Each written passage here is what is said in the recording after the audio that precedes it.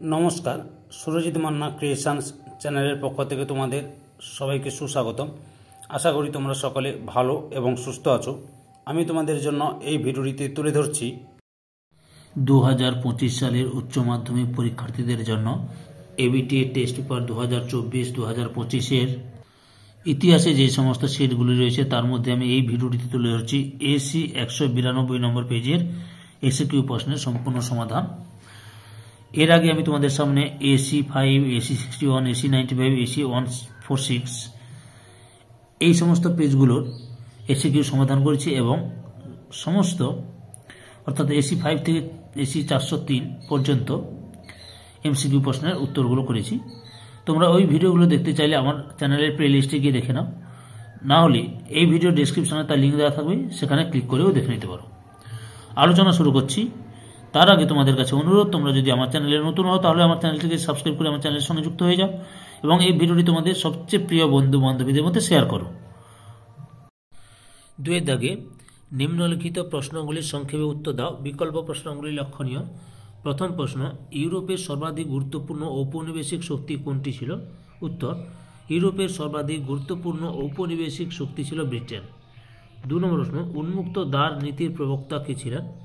উত্তর, 1899 খ্রিস্টাব্দে মার্কিন পররাষ্ট্র সচিব জন হে ছিলেন উন্মুক্ত দ্বার নীতির প্রবক্তা। 3 নম্বর প্রশ্ন, বাণিজ্যিক মূলধন বলতে কি বোঝায়? উত্তর, শিল্প বিপ্লবের আগে পুঁজিপতিরা বাণিজ্যে মূলধন বিনিয়োগ করতেন। বাণিজ্যে নিয়োজিত এই মূলধন বাণিজ্যিক মূলধন বা বাণিজ্যিক পুঁজি নামে পরিচিত। অথবা বর্ণ বৈষম্য নীতি কোন দেশে বলবৎ ছিল? উত্তর, বর্ণ বৈষম্য নীতি দক্ষিণ আফ্রিকা, ভারত ইত্যাদির মতো দেশে বলবৎ ছিল। 4 নম্বর প্রশ্ন, বাংলায় দ্বৈত শাসনের অবসান কে ঘটান? উত্তর, বাংলায় দ্বৈত শাসনের অবসান ঘটান ওয়ারেন হেস্টিংস। 5 নম্বর প্রশ্ন, ভারতের রেলপথ স্থাপনের পথিকৃৎ কে ছিলেন? উত্তর, ভারতের রেলপথ স্থাপনের পথিকৃৎ ছিলেন লর্ড ডালহৌসি। অথবা কাউতাও প্রথা কি? উত্তর, কোনো বিদেশি দূত বাণিজ্যের উদ্দেশ্যে চীন সম্রাটের সাক্ষাৎ প্রার্থী হলে তাকে সম্রাটের প্রতি বশ্যতা স্বীকারের প্রমাণ দিতে হতো।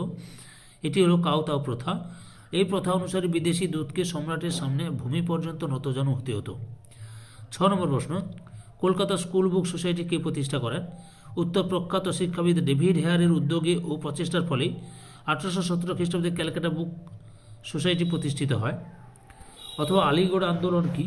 উত্তর, পাশ্চাত্য ও আধুনিক শিক্ষায় শিক্ষিত স্যার সৈয়দ আহমেদ খান 19বিংশ শতকের দ্বিতীয়ার্ধে মুসলিম সমাজের আর্থসামাজিক ও রাজনৈতিক অবস্থার উন্নতিকল্পে আলিগড় কলেজকে কেন্দ্র করে মুসলমানদের মধ্যে পাশ্চাত্য শিক্ষার বিস্তার, যুক্তিবাদ, সমাজ সংস্কার ও রাজনৈতিক চেতনার জাগরণে সে বৃহৎ কর্মপরিকল্পনা গ্রহণ করেন, তা ইতিহাসে আলিগড় আন্দোলন নামে পরিচিত। 7 নম্বর প্রশ্ন, এআইটিইউসি কবে গঠিত হয়? উত্তর, এআইটিইউসি 1920 সালে গঠিত হয়। 8 নম্বর প্রশ্ন, 4 মে আন্দোলন বলতে কি বোঝো? উত্তর, প্রথম বিশ্বযুদ্ধের পর প্যারিসের শান্তি সম্মেলনে চীনের প্রতি বৈষম্যমূলক আচরণ করা হলে সমগ্র চীনে বিক্ষোভ ছড়িয়ে পড়ে। পিংকিং বিশ্ববিদ্যালয়ের অধ্যাপক চেন টু সিউ এর ডাকে চীনের কয়েক হাজার ছাত্র 1919 সালের 4 মে চীনের তিয়ান আনমেন স্কোয়ারের বিক্ষোভ কর্মসূচিতে যোগ দেয়। এই ঘটনা 4 মে বা 4 মে আন্দোলন বা মে 4th মুভমেন্ট নামে পরিচিত। অথবা সান ইয়াতসেনের বিখ্যাত 3টি নীতি কী ছিল? উত্তর, চীনের সান ইয়াতসেন 1898 খ্রিস্টাব্দে চীন জনগণের জন্য 3টি নীতি অর্থাৎ সান মিন চু আই ঘোষণা করেন: জনজাতীয়তাবাদ, জনগণতন্ত্রবাদ ও জনজীবিকাবাদ। 9 নম্বর প্রশ্ন, জালিয়ানওয়ালাবাগ হত্যাকাণ্ড কবে ঘটে? উত্তর, জালিয়ানওয়ালাবাগ হত্যাকাণ্ড 1919 খ্রিস্টাব্দে 13 এপ্রিল অমৃতসরে ঘটেছিল। অথবা সিমলা ডেপুটেশন বা সিমলা দৌত বলতে কি বোঝো? উত্তর, মুসলিম নেতা আগা খান নেতৃত্বে 35 জন ধনী অভিজাত মুসলিমের একটি প্রতিনিধি দল 1906 খ্রিস্টাব্দের 1 অক্টোবর বড়লাট লর্ড মিন্টুর সঙ্গে দেখা করেন এবং মুসলিম সম্প্রদায়ের স্বার্থ রক্ষার দাবি জানিয়ে একটি স্মারকলিপি জমা দেন। এটি সিমলা দৌত বা সিমলা ডেপুটেশন নামে পরিচিত। 10 নম্বর প্রশ্ন, সাম্প্রদায়িক বাঁটোয়ারা নীতি কে ঘোষণা করেন? উত্তর, ভারতীয় জাতীয় আন্দোলনকে দুর্বল করার জন্য ব্রিটিশ প্রধানমন্ত্রী র্যামসে ম্যাকডোনাল্ড 1931 খ্রিস্টাব্দের 16 আগস্ট সাম্প্রদায়িক বাঁটোয়ারা নীতি ঘোষণা করেন। 11 নম্বর প্রশ্ন, লিন্ড লিথগো প্রস্তাব কবে ঘোষিত হয়? উত্তর, লিন্ড লিথগো প্রস্তাব 1940 খ্রিস্টাব্দের 8 আগস্ট বড়লাট লর্ড লিন্ড লিথগো ঘোষণা করেন। অথবা মন্ত্রী মিশন বা ক্যাবিনেট মিশনের 3 জন সদস্যের নাম লেখো। উত্তর, ক্যাবিনেট মিশনের 3 জন সদস্য হলেন 1 নম্বরে স্যার প্যাথিক লরেন্স, 2 নম্বরে স্যার স্ট্যাফোর্ড ক্রিপস, 3 নম্বরে A.V. আলেকজান্ডার। 12 নম্বর প্রশ্ন, দ্বিতীয় বিশ্বযুদ্ধের সময় জাপানের প্রধানমন্ত্রী কে ছিলেন? উত্তর, দ্বিতীয় বিশ্বযুদ্ধের সময় জাপানের প্রধানমন্ত্রী ছিলেন জেনারেল হিদেকি তোজো।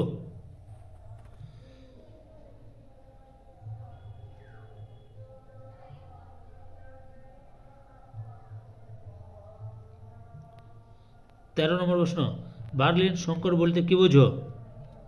উত্তর, দ্বিতীয় বিশ্বযুদ্ধ চলাকালে 1945 সাল মিত্রপক্ষের কাছে জার্মানি আত্মসমর্পণ করে। ইয়াল্টা সম্মেলনের সিদ্ধান্ত অনুসারে জার্মান ভূখণ্ড মিত্রীয় শক্তির মধ্যে ভাগাভাগি হয়ে যায়। জার্মান রাজধানী বার্লিন শহরও তারা ভাগাভাগি করে নেয়। বার্লিন শহরের এই ভাগাভাগি নিয়ে দেখা দেয় এক গভীর সমস্যা, কেননা বার্লিন শহর ছিল রাশিয়া অধিকৃত অঞ্চলের মাঝখানে অবস্থিত। ফলে অচিরেই পশ্চিমী দেশগুলির বার্লিন শহরের সঙ্গে যোগাযোগ রক্ষা করা নিয়ে জটিলতা বা বিরোধ দেখা দেয়। এই বিরোধী বার্লিন সংকট নামে পরিচিত। তারপর রয়েছে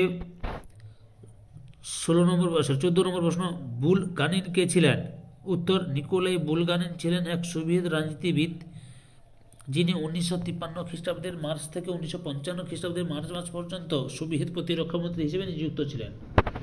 অথবা প্রথম উপসাগরীয় যুদ্ধ কাদের মধ্যে হয়?